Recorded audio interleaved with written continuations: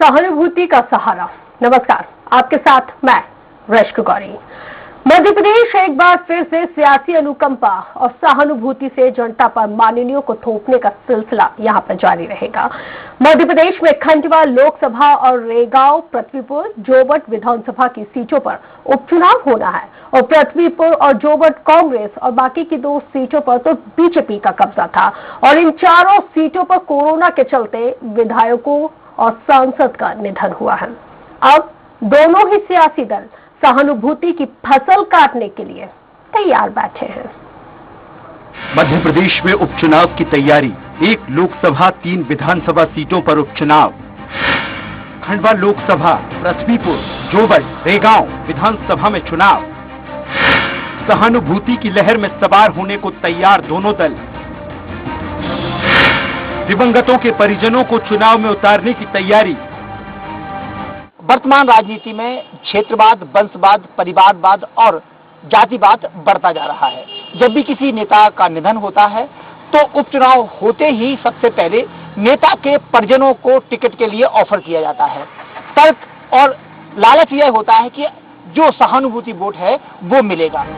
मध्य प्रदेश में होने जहाँ भी उपयोगिता है हम उसको वो काम देते हैं। परिवार के सदस्य के रूप में किसी को आगे बढ़ाना ऐसी हमारी रीति नीति नहीं है। कांग्रेस ने तो पूरा केवल परिवारवाद ही चलाया है। नेहरू के बाद इंदिरा जी क्यों? क्योंकि वो उनकी बेटी थी। इंदिरा जी के बाद राजीव जी क्यों? क्योंकि वो उनके बेटे थे। राजीव जी के बाद सोनिया जी या राहुल जी क्यों? क्योंकि वो उनके बेटे और बहू थे। तो केवल ये केवल कांग्रेस में चलता है। मगर कोई व्यक्ति अपने पिताजी की मौत के बाद नौकरी छोड़कर यदि वो उन वास्तविक कार्यकर्ताओं के कंधे पर लदकर आता है जो पार्टी को अपने क्षेत्रों में जिंदा रखते हैं, तो मैं उसका विरोधी हूँ। कि वीरेंद्र कुमार सकलेचा जी के लड़के क्या इस सरकार में मंत्री नहीं है? राजमाता जी की बेटी यशोधरा राजे सिंधिया मंत्री नहीं है? अभी बिककर अपनी कीमत लेकर कांग्रेस छोड़कर गए ज्योतिरादित्य सिंधिया के संघर्षशील हैं। कैलाश जोशी जी के पुत्र दीपक जोशी कौन है? कैलाश विजयवर्गीय जी के बेटे आकाश विजयवर्गीय जी कौन है? और ज्ञान सम्राट कैलाश सारंग जी के बेटे विश्वास सारंग जी कौन है? तो ये कौन सी संघर्ष करके आए हैं? सिर्फ अपने पिताजी के नाम की खा रहे हैं। तो भारतीय जनता पार्टी को कांग्रेस पर आरोप लगाने का अधिकार नहीं। सियासी दल चुनाव में जीतने के लिए हर हथकंडे अपनाते हैं, लेकिन सवाल ये है कि आखिर सभी सियासी दलों को सहानुभूति की जरूरत क्यों पड़ती है? राजनीति में अनुकंपा के आधार पर टिकट बंटवारा कब तक किया जाएगा? और सबसे बड़ा सवाल ये है कि चुनावों में सियासी दल आखिर मुद्दों को लेकर जनता के बीच क्यों नहीं जाते हैं? सवाल सबसे बड़ा यही है, क्या सहानुभूति वोट और अनुकंपा नियुक्त के साथ साथ पैराशूट से टिकट लेने की परंपरा आखिर राजनीतिक पार्टियों में कब तक चलेगी? साफ तौर पर माना जा सकता है कि मुद्दा विहीन होती वर्तमान राजनीति को इस ढंग से देखा जा रहा है कि सहानुभूति के साथ साथ जो नेता, बड़े नेता हैं, उनके पुत्रों को टिकट मिल रहा है और वो विधायक और सांसद बन रहे हैं। आम करकता खड़ा खड़ा मुंह ताकता रह जाता है। कैमरा पर्सन दीपक के साथ अरविंद चौहान।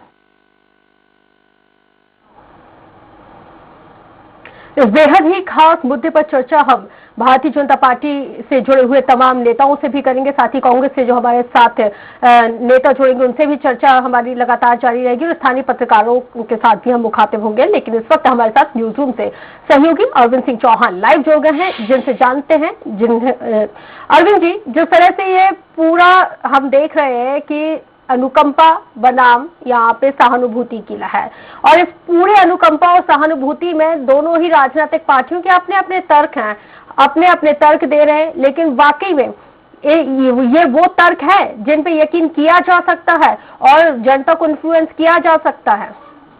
निश्चित तौर पर कहेंगे वर्तमान राजनीति कहीं ना कहीं दूषित हो रही है। उसका सीधा सीधा कारण यही है कि सहानुभूति, अनुकंपा रूप के माध्यम से कहीं प्रजातंत्र को खतरा महसूस हो रहा है, क्योंकि साफ तौर पर देखा जाए कि लोकतंत्र जैसी कोई बात अब नहीं बची है। क्योंकि साफ तौर पर देखेंगे कि जैसे पहले हुआ करता था राजतंत्र में कि जब उनका कोई राजा होता था, उनका बेटा ही कहीं ना कहीं उत्तराधिकारी होता था, उसी का राज तलक होता था। वर्तमान राजनीति भी कुछ न कुछ ऐसी ही होती जा रही है। दल कोई भी हो, अगर हम बात करें, क्योंकि मध्य प्रदेश में तो दो ही पार्टियां हैं, भारतीय जनता पार्टी और कांग्रेस। तो यहाँ वो हाथ दिया। अगर हम उत्तर प्रदेश की बात करें, यहाँ पश्चिम बंगाल की बात करें, यहाँ साउथ की बात करें, और दूसरे राज्यों की बात करें, वहां तो स्थितियां ये है कि वंशवाद, परिवारवाद, क्षेत्रवाद इतना ज्यादा हावी है कि आप कल्पना नहीं कर सकते वहां पर प्रजातंत्र की। साफ तौर पर कहेंगे राजतंत्र हावी है। अगर बात करें उत्तर प्रदेश की ले लीजिए, जो हमारा लोकतंत्र पे अरविंद जी नहीं लग रहा है कि लोकतंत्र पे परिवार तंत्र हावी होता जा रहा है, वो भी सहानुभूति तंत्र के चलते?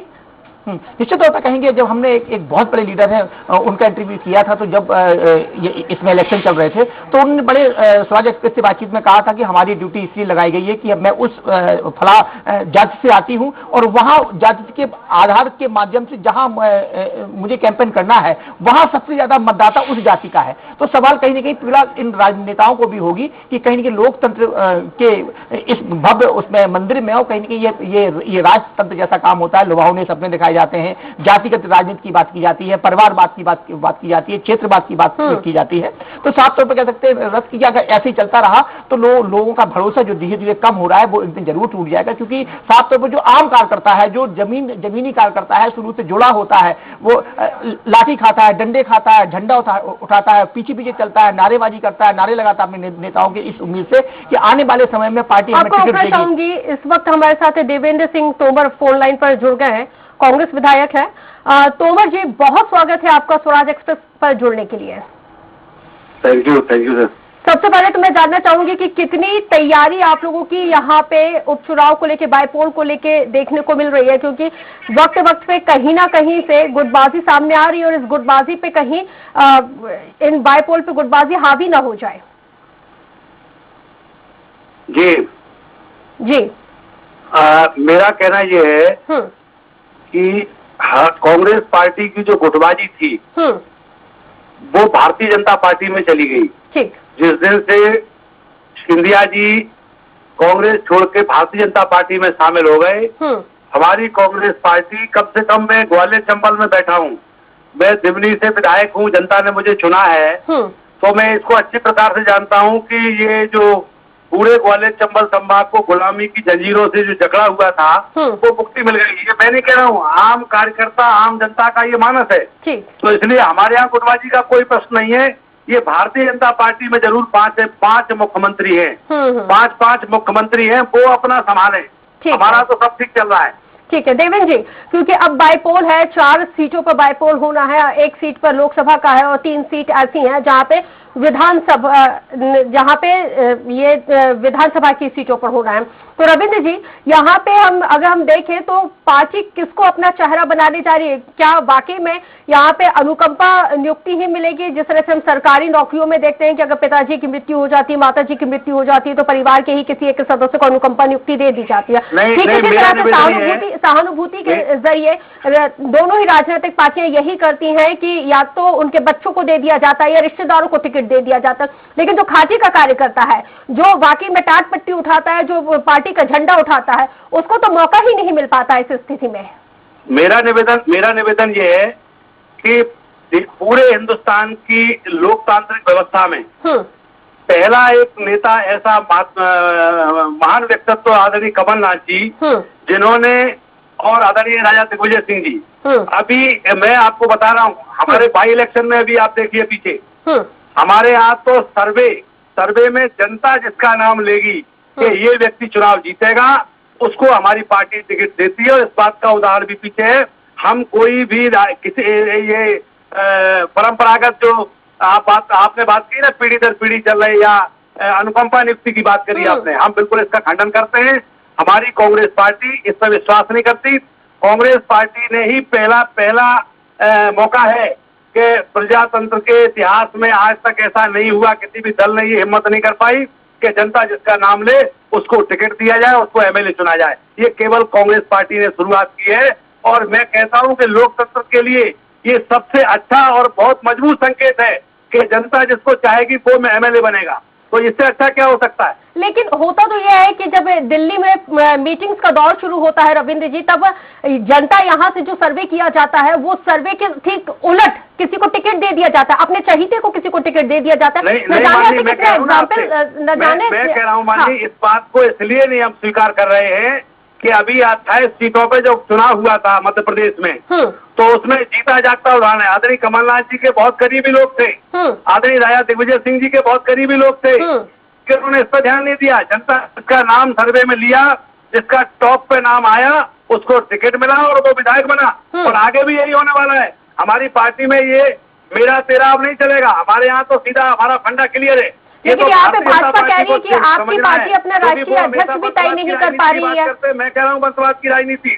ये राजमाता सिंधिया जी, उनकी बेटी यशोधरा राजे, वसुंधरा राजे, ज्योतिरादित्य सिंधिया, ये क्या वंशवाद की राजनीति नहीं है तो क्या है? नहीं, लेकिन इसी परिपाटी को कांग्रेस ने भी तो रविंद्र जी गरीब का भला करना चाह रहे थे। रविंद्र जी, इसी परिपाटी को तो कांग्रेस ने ही सबसे पहले आगे बढ़ाया ना। इसी परिपाटी को कांग्रेस ने ही आगे बढ़ाया, क्योंकि यहाँ पे मध्य प्रदेश में उच्च शिक्षा मंत्री हैं विश्वास सारंग, उनकी एक बाइट है, उन्होंने उस बाइट में कहा है कि कांग्रेस ने ये कांग्रेस ने आगे बढ़ाया। मैं कह रहा हूँ कि कांग्रेस पे भाई, मैं तो ये कह रहा हूँ भारतीय जनता पार्टी से हमेशा मेरा एक ही कहना है, जिनके घर शीशों के हैं वो दूसरों के घर में पत्थर फेंक के क्या साबित करना चाहते? मैं कह रहा हूँ कि भारतीय जनता पार्टी को आज प्रदेश में सरकार है, केंद्र में सरकार है, तो उनको क्या लॉ एंड ऑर्डर उनके पास है, तो ये कांग्रेस पार्टी की जिम्मेवारी है। मैं कह रहा हूँ तमाम जगह दंगे हो रहे, बहू बेटियों की इज्जत लूटी जा रही। हमारे अभी जो उसमें तो क्या ये मान लिया जाए 5 आदिवासियों की हत्या करके उसको गड्ढे में करवा दिया, उसमें यूरिया डलवा दी। ठीक है, क्या है? तो ये मान लिया जाए कि इसका जिम्मेदार कौन है? ठीक है, तो रविंद्र जी आप हमारे साथ बने रहिए, क्योंकि इस वक्त हमारे साथ भारतीय जनता पार्टी से देवेंद्र सिंह तोमर जी भी जुड़ गए हैं। तोमर जी बहुत स्वागत है आपका। मुकेश चौधरी जी जुड़ गए हैं, भारतीय जनता पार्टी से मुकेश चौधरी जी जुड़ गए हैं। मुकेश जी बहुत स्वागत है। और हमारे साथ वरिष्ठ पत्रकार भी जुड़ गए हैं, स्थानीय देवश्री माली जी। माली जी आपका भी बहुत स्वागत है। देवश्री माली जी का जी, और हमारे मुकेश जी का जी। मैं इस वक्त जो भाजपा से नेता हमारे साथ जुड़े हुए हैं मुकेश माली जी। मुकेश जी, क्या वाकई में इस बार घाटी के कार्यकर्ता को ही टिकट मिलेगा, या वाकई में आप लोग फिर से एक बार यहाँ पे सहानुभूति का सहारा लेते हुए परिवारवाद को ही आगे बढ़ा रहे हैं? कहाँ पे? जिन जगहों पे बाइपोल होना है वहां पर। नहीं मैम, हमारे यहाँ तो आप जानती हैं कि Bharatiya Janata party cadre based party है, ठीक है, कार्यकर्ता आधारित पार्टी है, और कार्यकर्ताओं के बीच से जो नाम निकल के आता है उसी व्यक्ति को चुनाव लड़ाया जाता है। पार्टी का बड़ा पारदर्शी सिद्धांत है और पारदर्शी तरीका है तय करने का। और कोई कुछ भी कहे कि कांच के घर, और ये घर, हमारा घर कांच का नहीं है। हमारी पार्टी का बड़ा ठोस किला है, मजबूत किला है, और उसको बड़ा अभेद्य किला है। हम लोग सिद्धांत और नीतिगत काम करने वाले की पार्टी है। कार्यकर्ता हमारा अनुशासित है और नीतियों आधारित हम लोग काम करते हैं। राष्ट्रवादी पार्टी है, राष्ट्र हित में काम करती है पार्टी। हर कार्यकर्ता हमारा राष्ट्र हित की बात करता है। हाँ। तो मैंने जो बताया, आपने जो पूछा कि हमारे यहाँ से प्रत्याशी सिर्फ और सिर्फ जो कार्यकर्ता तय करते हैं, कार्यकर्ताओं के बीच से ही नाम निकल के आता है। ठीक है, आप कह रहे हैं कि कार्यकर्ता के बीच से ही नाम निकल के आता है। नाम तो ये भी सुनने को आ रहा है कि जिस तरह से वहाँ इस चीज को माली जी भी बखूबी बेहतर तरीके से बताएंगे। माली जी, यहाँ पे क्योंकि मुकेश जी कह रहे हैं कि जो घाटी का कार्यकर्ता है, जो सर्वे किया जाएगा उस आधार पर ही उस कैंडिडेट को टिकट दिया जाएगा। यहाँ पे वंशवाद की और परिवारवाद की राजनीति भाजपा नहीं करती है। आप क्योंकि ग्राउंड जीरो पर रहते, लंबे वक्त से आप पत्रकारिता में हैं और आप देखते आ रहे हैं कि किस तरह से टिकट का आवंटन किया जाता है। मैं चाहूंगी कि आप ही कुछ कहें इस पर। नहीं, देखिए, चाहे वो कांग्रेस के नेताजी हों या हमारे छोटे भाई मुकेश जी हों, दोनों लोग किसी राजनीतिक प्रतिबद्धता के साथ हैं और हमें अपनी राजनीतिक प्रतिबद्धता के दायरे में ही जवाब देना होता है। लेकिन ये बात अपनी जगह सही है कि राजनीतिक दल प्रत्याशी चयन करते समय, खास तौर पर जब उपचुनाव होते हैं किसी के निधन के बाद, तो वो वैचारिक दारिद्र्य से गुजर रहे होते हैं।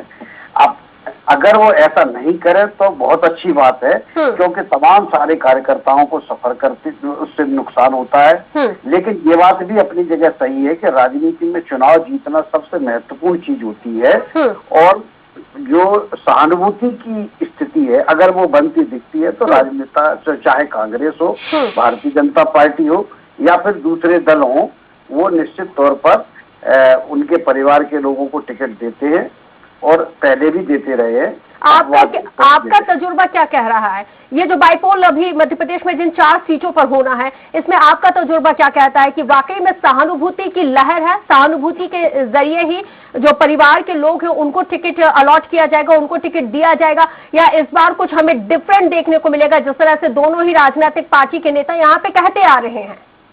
नहीं, देखो दोनों बातें हैं कि कह रहे हैं, अगर ये करें तो बहुत अच्छी बात है, क्योंकि अगर साथ दोनों ही दल के नेता तय कर लेंगे कि हमको सहानुभूति लहर के जरिए नहीं, वैचारिक लहर के जरिए चुनाव लड़ना है, तो लहर अपने आप समाप्त हो जाएगी। लहर तो तब बनती है जब कोई दल उसका इस्तेमाल करना चाहता है। जब दोनों इस बात पर सहमत है तो कोई बुरी बात नहीं है, लेकिन मुझे लगता है कि सहानुभूति लहर पर बैठने की कोशिश तो निश्चित तौर पर होगी। मुकेश जी स्वयं भी निवाड़ी विधानसभा क्षेत्र के बीजेपी की तरफ से पर्यवेक्षक हैं, वहाँ के वो इंचार्ज बनाए गए हैं। उनको भी पता होगा कि वहाँ कांग्रेस का जो प्रत्याशी होने की संभावना है वो दिवंगत विधायक जो थे उनके बेटे का नाम वहाँ संभावना है। इसी प्रकार से खंडवा में भारतीय जनता पार्टी के नंद कुमार सिंह चौहान साहब का निधन हुआ है, तो उनके परिवार से किसी को टिकट देने की बात चल रही है। अब अगर बात चल रही है तो कहीं ना कहीं से तो बात निकली होगी। मुझे नहीं लगता कि दोनों में से कोई भी पार्टी के जो नेतागण जो है इस बात से इनकार कर पाएंगे कि वहां से नंद कुमार सिंह चौहान के बेटे को टिकट नहीं मिलेगा और यहाँ पृथ्वीपुर से। ठीक है, यहाँ पे हम मुकेश जी से और रविंद्र जी से दोनों से ही पूछ लेते हैं। मुकेश जी, मैं आपसे जानना चाहूंगी कि जो माली जी कह रहे हैं, क्या वाकई में आप भी इस बात से इत्तेफाक रखते हैं कि क्या आप ये कह सकते हैं कि हाँ प्रोमिनेंट तरीके से टिकट नहीं दिए जाएंगे, सहानुभूति लहर भी हो तो भी नहीं दिए जाएंगे, अगर वैचारिक बात की अगर की जाए तो वैचारिक लहर को ही आगे बढ़ाया जाएगा?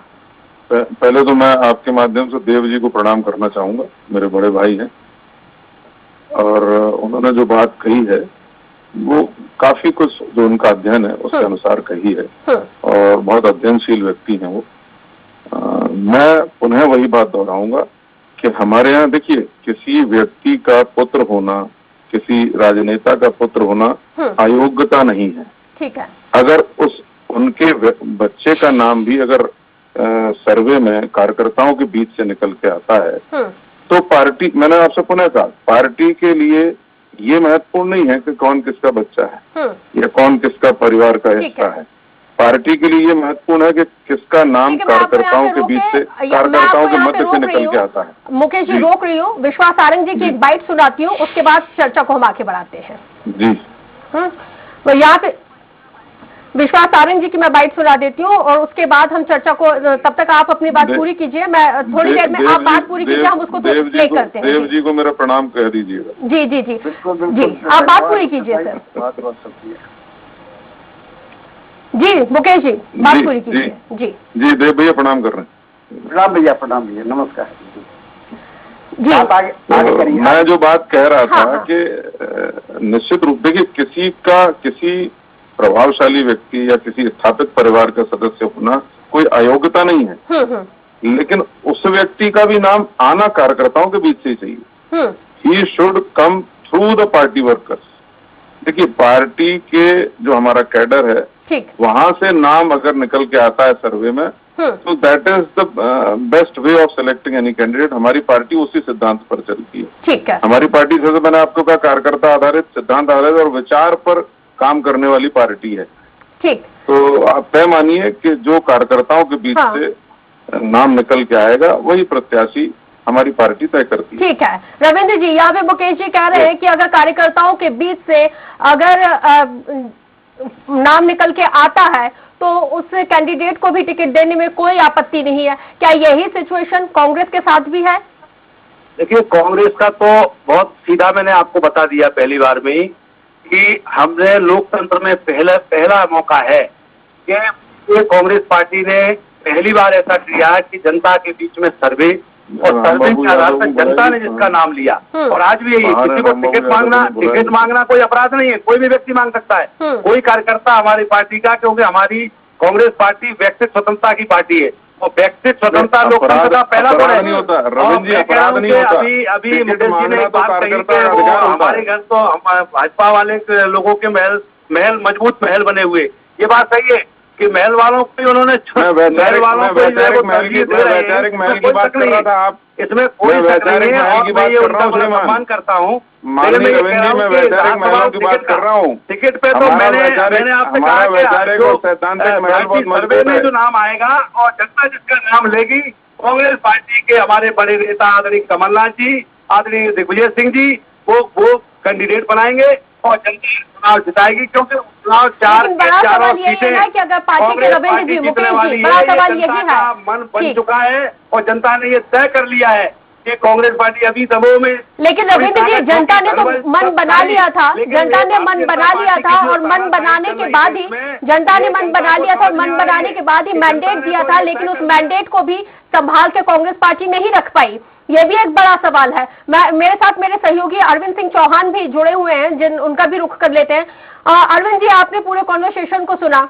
कहा जा रहा है कि भाई अगर पार्टी के कार्यकर्ता सर्वे में अगर उस कैंडिडेट का नाम लेते हैं तो उसको भी टिकट दिया जाएगा, इसमें कोई बुराई नहीं है। कुल मिला के यहाँ पे जो कंक्लूजन निकलता है वो सिर्फ यही है कि हमें जब फायदा होगा तो हमें परिवारवाद को बढ़ाने में भी कोई दिक्कत नहीं होगी, जब हमें नुकसान होगा तो हम कटाक्ष भी करेंगे, वो भी खुल के करेंगे।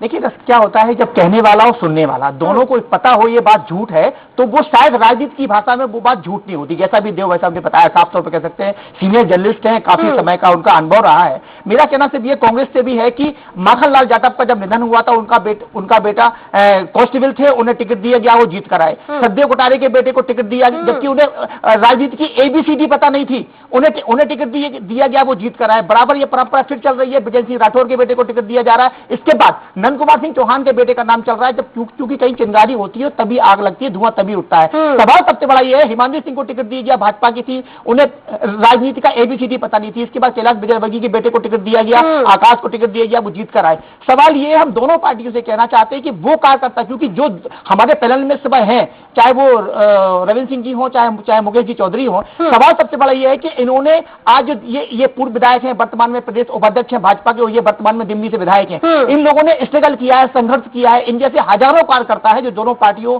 को कहीं ना कहीं आगे ले जाने का काम कर रहे हैं, और पार्टी का जो कह सकते हैं संचार होता है वो कहीं ना कहीं कार्यकर्ता ही होता है। तो क्या कार्यकर्ता का कहीं हनन नहीं हो रहा है? ये बड़ी ईमानदारी से जवाब चाहते हैं दोनों नेताओं। बिल्कुल मुकेश जी, बहुत संक्षेप में, क्योंकि अनुकंपा और सहानुभूति में पार्टी में जो घाटी का कार्यकर्ता है उसका हनन हो रहा है।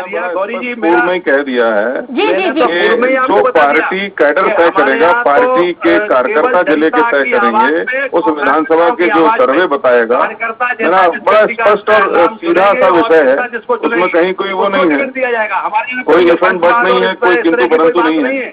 क्योंकि जो व्यक्ति कार्यकर्ताओं के बीच से निकल के आएगा, जिसकी आवाज कार्यकर्ताओं के बीच से निकल के आएगी, वही पार्टी, हमारी पार्टी उसी को तय करती है। मतलब यहाँ पे मुकेश जी कह रहे हैं कि कार्यकर्ता डिसाइड करेंगे, कार्यकर्ता जिस नाम को बताएंगे उस नाम को ही टिकट दिया जाएगा। कुल मिला के यहाँ पे दिवंगतों के परिजनों को ही टिकट देने की कवायद की जा रही है। यहाँ पे समझ में आ रहा है कि हाँ, जो परिपाटी चलती आ रही है ठीक उसी परिपाटी पे आगे बढ़ा जाएगा। माली जी, बहुत संक्षेप में आपका मैं कमेंट चाहूंगी। नहीं, देखिए, दोनों बातें हैं कि जिस प्रकार से दोनों पैनल के लोग बोल रहे हैं वो भी अपनी एक प्रक्रिया होती है। मैंने कहा ना कि पार्टी के दिवंगत प्रत्याशी के परिजन जीत सकते हैं, नहीं जीत सकते हैं, ये सर्वे होगा। मुकेश जी भी यही बात कह रहे हैं और कांग्रेस के विधायक जी भी यही बात कह रहे हैं। सर्वे किन किन के बीच होगा ये समझने की बात है। कांग्रेस के पास चूंकि संगठन की स्थिति सबको पता है जैसी है, तो वो कहते हैं कि हम जनता के बीच में सर्वे करेंगे कि सहानुभूति की लहर चल रही है या नहीं चल रही है। तो निश्चित तौर पर अगर उनको लगेगा कि लहर चल रही है तो वो उस पर सवार होंगे। भारतीय जनता पार्टी कार्यकर्ताओं की बेस्ड पार्टी है, तो वो जो देखेंगे कि अगर इसको देने से कार्यकर्ताओं में कोई विपरीत प्रभाव तो नहीं पड़ रहा, अगर विपरीत प्रभाव पड़ेगा तो फिर उस पर विचार करेंगे। ऐसा नहीं है कि सारी पार्टियां केवल दिवंगत लोगों के बच्चों को ही टिकट देती हैं। आप यहाँ पे माली जी की बात पे आप मुस्कुरा दिए थे, आपकी ये मुस्कुराहट बहुत कुछ कहती है। संक्षेप में बताते जाइए कि इस मुस्कुराहट का क्या मतलब निकालेगा, क्या मायने निकालेगा? भाई ने जो बात मेरा निवेदन है है ना। बाकी रही बात जब माननीय रविंद्र जी जो कह रहे हैं कि दमोह उपचुनाव, एक दमोह उपचुनाव पर क्यों गरज रहे हैं? 27 उपचुनाव हुए थे, उसमें क्या हाल हुआ था, ये जनता ने क्या हाल किया था, ये जी रविंद्र जी, आप भी बहुत संक्षेप में। सबसे बड़ी चीज क्या है कि ये अब जो है ना, ये वो घड़ा है जो पानी अपने अंदर रख नहीं सकता है। ये फूटा हुआ चटका हुआ घड़ा है कांग्रेस, चुनाव जीते, इसमें पानी आगे आने वाले जो 4 चुनाव है, उपचुनाव, चाहे वो खंडवा, रहगांव या जोवट और हमारा ये पृथ्वीपुर, हम ये चुनाव जीतेंगे। ये मैं दावे के साथ आपके चैनल के माध्यम से कह रहा हूँ, क्योंकि जनता इस बात को समझ रही है कि भारतीय जनता पार्टी न तो बेरोजगारी पे कोई काम कर रही है, ना ही महंगाई चरम सीमा पे, जिस महंगाई को लेकर के दिल्ली में आंदोलन हुआ था अन्ना हजारे जी ने, और महिलाओं को सम्मानित कर रही है भारतीय जनता पार्टी, मेधावी छात्रों को सम्मानित कर रही है भारतीय जनता पार्टी। जितने गरीब और जनोन्मुखी कार्य कर रही है उतने इससे पहले किसी सरकार ने किया नहीं। महंगाई के मुद्दे को कांग्रेस पार्टी अपने घर बनाती रही है, कांग्रेस के नेताओं अपने घर बनाते रहे। और कौन लोग जीत कर सदन में जाते हैं और वाकई में जिस तरह से दावे किए जा रहे हैं, वादे किए जा रहे हैं, इन दावे और वादों को प्रदेश की और देश की जनता ने देखा है कि राजनीतिक पार्टियां जब विपक्ष में रहती हैं तो उनकी जो प्राथमिकता है वो कुछ और रहती है, जब वो सत्ता में आ जाती हैं तो प्राथमिकताएं भी बदल जाती है। जब एक वक्त रहता है जब पेट्रोल डीजल विपक्ष में रहते हुए महंगा लगता है, जब हम सत्ता में आ जाते हैं तो उसके महंगे होने के भी हम कारण बहुत वाजिब तरीके से गिना देते हैं। बहुत शुक्रिया आप हमारे साथ जुड़े मुकेश जी, रविंद्र जी आप हमारे साथ जुड़े, हमारे साथ वरिष्ठ पत्रकार माली जी जुड़े हुए थे, आपका भी बहुत शुक्रिया। अरविंद जी हमारे साथ जुड़े हुए थे, तमाम जानकारी उन्होंने हमें दी, बहुत शुक्रिया। तो मध्य प्रदेश में एक बार फिर से ये सियासी अनुकंपा और सहानुभूति से जनता पर माननीयों को थोपने का सिलसिला शुरू हो गया है और न जाने ये कब तक जारी रहेगा। और मध्य प्रदेश में खंडवा लोकसभा की जो सीट है और रेगांव, पृथ्वीपुर, जोवट विधानसभा की सीटों पर उपचुनाव होना है। तो यही पृथ्वीपुर और जोवट कांग्रेस और बाकी की 2 सीटों पर तो बीजेपी का कब्जा है। इन चारों सीटों पर कोरोना के चलते ही विधायक और सांसद साहब का निधन हुआ था। अब दोनों ही सियासी दल सहानुभूति की फसल काटने में कितने सफल होते हैं ये आने वाला वक्त बताएगा। दीजिए इजाजत, नमस्कार।